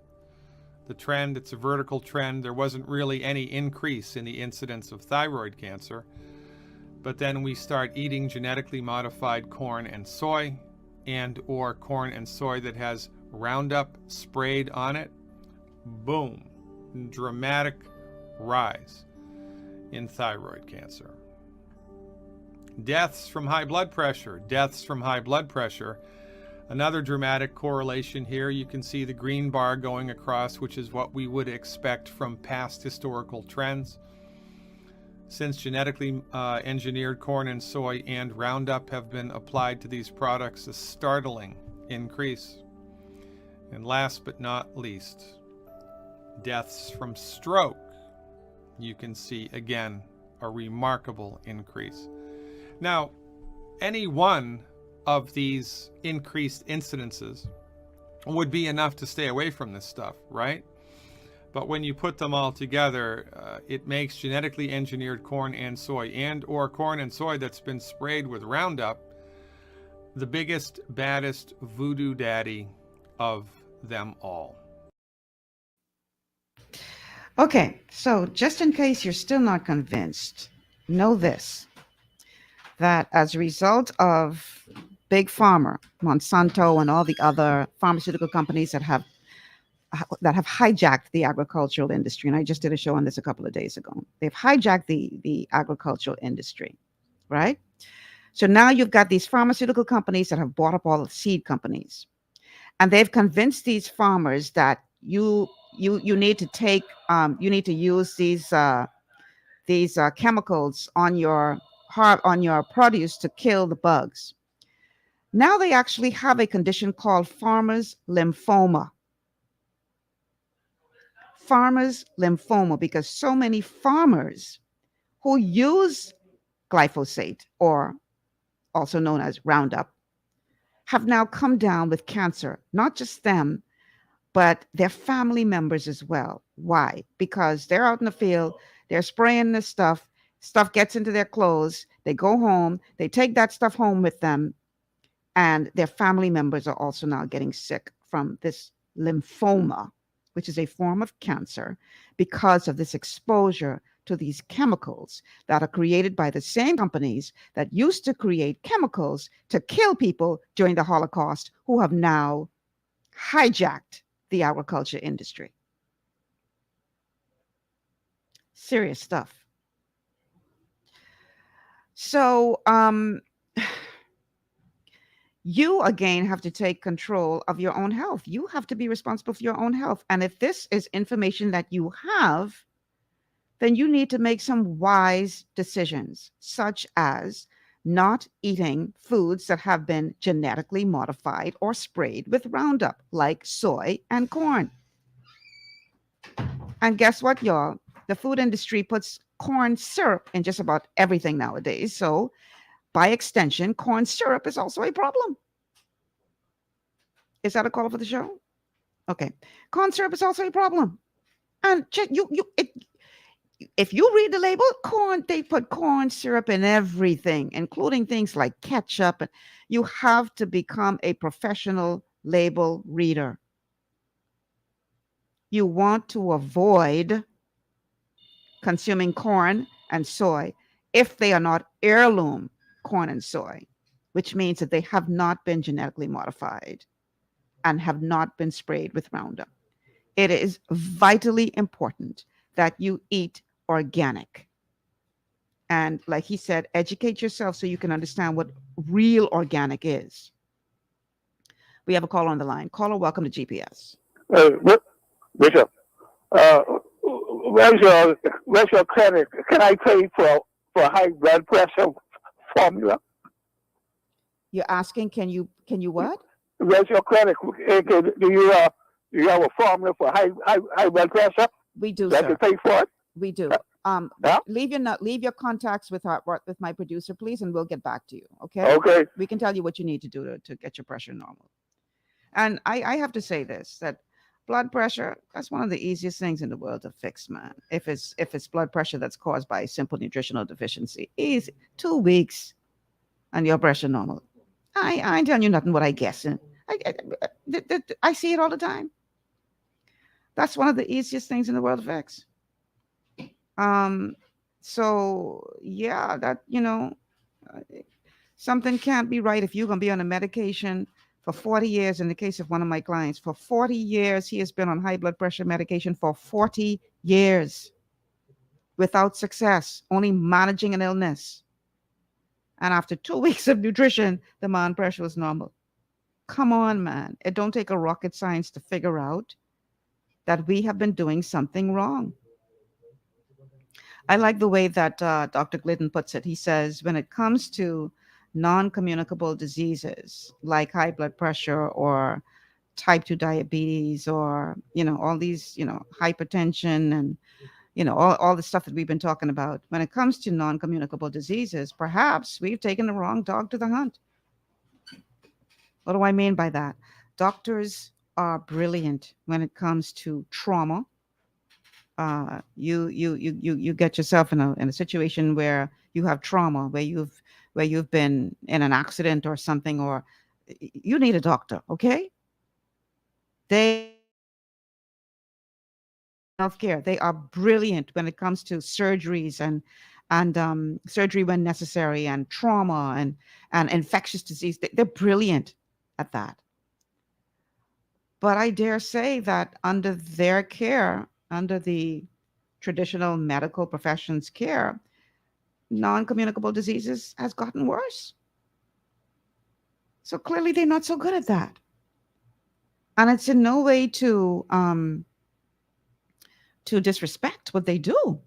They study long and hard to go and get their medical degrees. And, I'm not trying to disrespect doctors in any which way. They play a very important role in the whole idea of healthcare. But keep in mind that they were trained using allopathic reductionist medicine. And their belief is that you can only manage illness. They don't believe in the power of the body to heal itself. They believe that you have to manage illness. And they also believe that you treat each symptom individually, as opposed to looking at the body as a complete interconnected system. Even now, they're coming up now saying, oh, we understand now, we're starting to understand the connection between the gut microbiome and the lung microbiome as it relates to COVID-19. And I'm saying to myself, you're a little behind 8 ball. We've been saying this, but nobody's listening because we don't have the MD behind our names. Dr. Wallach has been saying that if you eating gluten every day, you making yourself more susceptible to COVID. He been saying that. Nothing new. But he don't have MD behind his name. So people, you have to take responsibility for your own health. And again, I'm not saying to disregard what your doctor tells you, because as holistic health coaches, we don't try to replace the diagnosis or anything, but we do say, open your mind and be willing to look at other things as well. Don't just because the doctor, the doctor say. And I'd always say to people, if that person was 100% correct in what they told you, how come after 40 years you still ain't no better? Because they only know what they know. So again, this is in no way to disrespect medical doctors, because they do have a very important role to play in the whole picture of medical health. But know that reductionist, allopathic reductionist medicine is just one form of medicine.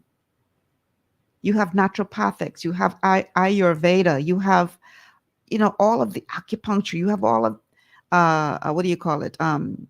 Chiropractors. All of these are different forms of medicine that have a role to play. But you can't allow yourself to become sicker and sicker and sicker and sicker because you only rely on what one form of medicine has to offer. And that is not, in my humble opinion, the best form of medicine as it relates to non-communicable chronic disease. But understand this.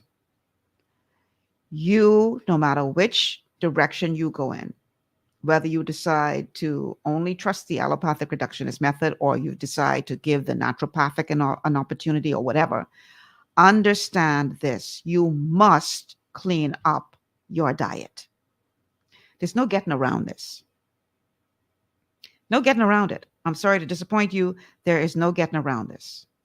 Now, if you're one of them people who figure, I won't drink my beer every day so I can just sit up at night to sleep and I can just take the antacid. Well, if that's what you want to do, knock yourself out. But don't think that that antacid is healing anything. It's not. It's only managing a symptom. What we try to do is to get your body to heal. And the only way to do that is if you nutrify your body and you clean up your diet. There is no way around this. Most of my clients can't stand me after the first consultation. They can't stand me. But boy, after they've been on that program for a little 2 months, and they see all the aches and pains going away, and they're feeling so much better, and they got so much energy, then all of a sudden, boy, Miss Malcolm, I actually have a nurse who was a client, right? She had gut issues. I told her, and she was having issues with joint pain. And so after I did the consultation and I could see what was going on with her, I said, you got to stop eating gluten. Oh, what I got to do with this? I said, you have leaky gut. And and one of the symptoms of that is joint pain. And this is why you having joint pain. That's a digestive problem. Boy, she ain't believe me. She said she started the program and then she confessed to me during one consultation. She said, Miss Malcolm, I got something to tell you. I said, what happened? She said, I said to myself, this girl don't know what she's talking about. Let me go eat my bread. She said the next day, she said, Miss Malcolm, I was in so much pain. I could hardly walk. I said, that's good for you. Yeah, and business to listen. So now she had to go through that to be convinced that it was the gluten that was causing her the problem. All I can say is you ain't got to go through pain to learn. You shouldn't have to have pain in order for you to realize that maybe it's not a good idea for me to eat this. And for those of you who are still not convinced, I'm going to give you a challenge. We call it the gluten-free challenge. I want you to go gluten-free for 3 weeks. Just make that commitment. Just give me 3 weeks. Absolutely no gluten in your diet. Cut it all out. And then on the 22nd day, after you would have been gluten-free for 3 weeks, I want you to go on a gluten binge. Eat all the bread and the pasta and the macaroni and the duff and the cookies and everything you could find gluten. Knock yourself out. That's your day to splurge. Now, you may have to go to the hospital after that day because your body is going to react in not a good way. But this will show you what kind of damage that gluten is doing to your body. So if you don't believe me, try that. Try the gluten-free challenge. Go gluten-free for 3 weeks, and then on the 22nd day, knock yourself out and eat all the gluten you could find. I guarantee you, your body going to make you pay for that decision. And if that's what it's going to take, then, I'd rather you do that than not do anything about this message that you would have received today. Okay. Troy says, the more damage you have, more foods will begin to affect you that previously never had issues with. Yeah, this is true. This is why some people start to develop food sensitivities because of the damage that they would have done to their gut, but they haven't made the connection. So you want to stop doing the damage to the body to begin with. And The good thing is that our bodies are these miraculous healing machines that will begin to heal if you stop doing the damage and you nutrify your body. It's amazing. It's our bodies are these incredible healing machines. Your bodies are healing machine. You just have to give it what it needs, stop doing the damage, and get out of the way.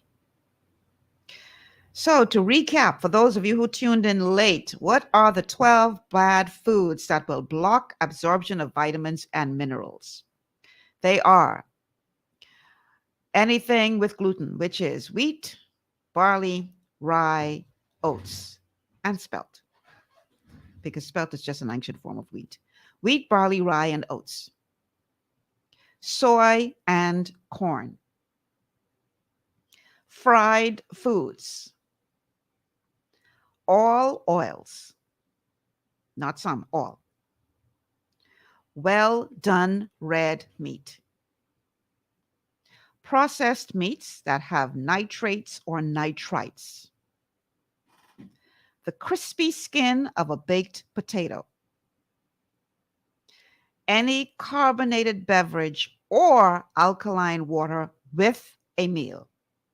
Now, again, I drink alkaline water. That's the kind of water I drink. I just know I can't drink it with a meal. But again, the carbonated beverage, the bubbles, is going to neutralize the acid in your stomach, and you do not want weak stomach acid. That's the one place in your body that you want to be highly acidic. Okay? Those are the 12 bad foods. Now, I'm going to end the show with some good news. There's some good foods, y'all, that can actually support your body's ability to heal itself. And I will quickly go over them in the last few minutes of the show. Eggs are actually considered now the perfect food. Loaded with protein, which your body needs. Most of your digestive system, which is your immune system, is protein. So you need good, healthy protein in your diet, and you don't want to get better than eggs. And make sure these eggs coming from real chickens that were allowed to grow as God designed for them to grow, not the ones that have been pumped up with growth hormones and, fast produced. No, you want eggs from free range, chicken that was allowed to grow without all that forced stuff. Butter is fine, or lard. Iodized salt. I personally use the coarse salt that you can get from the Family Islands. That's what I use. Or pink Himalayan salt is also good, but it's also quite expensive. But they're a great source of minerals. Organic vegetables and fruits. Rice and beans. These are all good foods, y'all. Rice and beans. Okay, now be careful with the rice, because there could be levels of arsenic in the rice. And that is because back in the days of slavery, when they had the cotton fields, they would spray the cotton with arsenic to kill the boll weevil. Well, some of that arsenic went into the soil and it didn't leave. The soil was still there, just sitting there. And so when they started now growing rice on the same fields that were once used to grow cotton on the plantations, and now they're finding rice has arsenic, and there's arsenic in rice milk and all this kind of stuff. So make sure you're eating organic rice and try to do your research to make sure that it doesn't contain arsenic, that it's not grown on a field that was sprayed with arsenic. Okay? Nuts are good, but you want to avoid peanuts, because peanuts are loaded by virtue of the process with mold and fungus.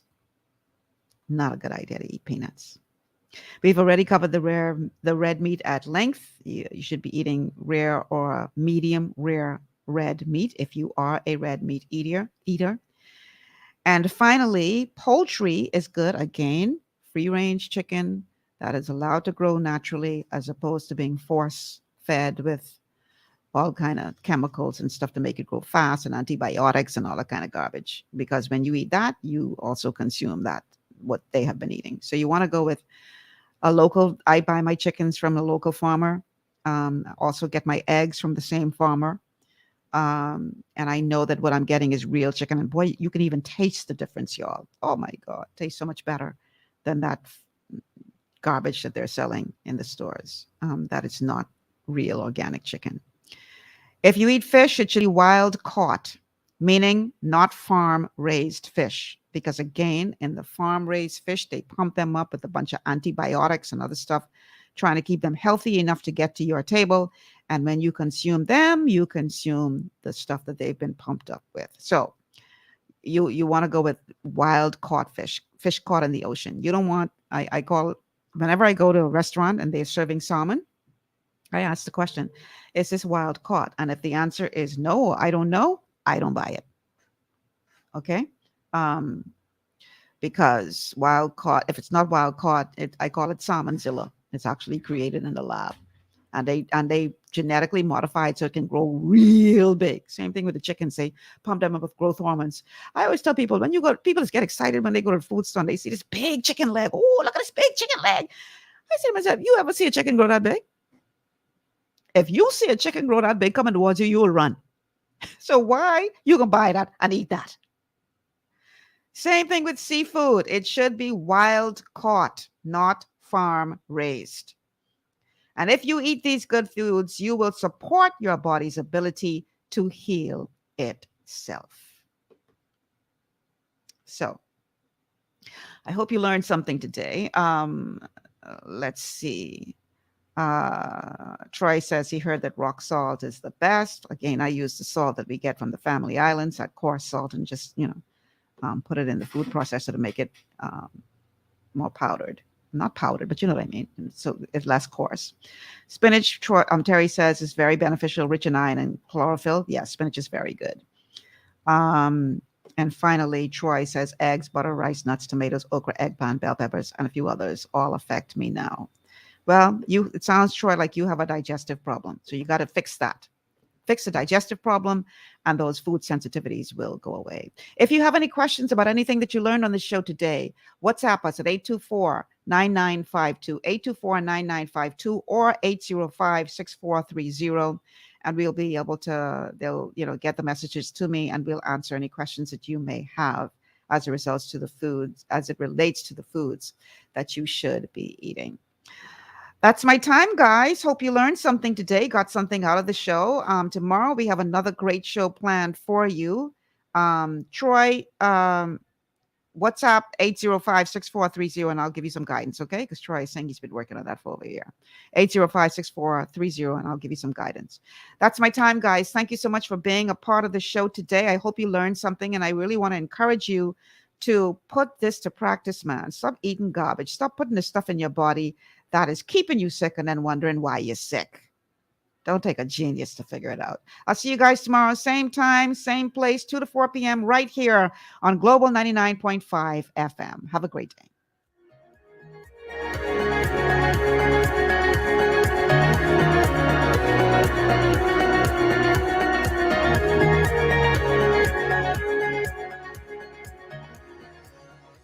Global 99.5 FM reminds our listeners that the views and opinions expressed on this show are those of the host and guests and not necessarily the opinions of the owners of Global Communications Network and the operators of this radio station.